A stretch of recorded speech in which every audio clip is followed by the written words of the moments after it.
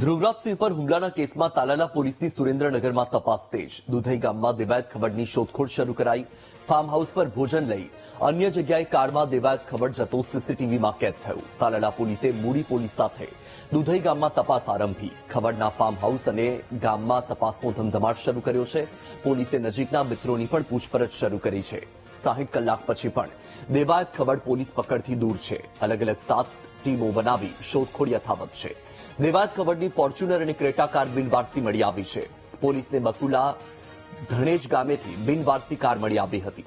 દેવાયત ખબર સહિત 15 જેટલા સાગરીતોની પોલીસે શોધખોળ શરૂ કરી છે। વધુ માહિતી મેળવીશું। સંવાદદાતા સચિન ફોનલાઈન પર છે।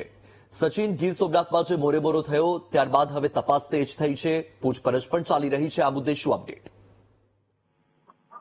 વાત કરવામાં તો તલાલા ગીર અને દેવાયત ખબરના કેસને લઈને તપાસનો તેજ હવે સુરેન્દ્રનગરના મૂળી તાલુકાના દુધઈ ગામે પહોંચ્યો હતો અને દુધઈ ગામે તમામની દેવાયત ખબરના સગાવાલા તેમજ અન્ય લોકોની પૂછપરછ પણ હાથ ધરવામાં આવી હતી અને દેવાયત ખબર દુધઈના ફાર્મ હાઉસમાં પર ભોજન લઈને અન્ય જગ્યાએ જતા સીસીટીવી પણ સામે આવ્યા હતા।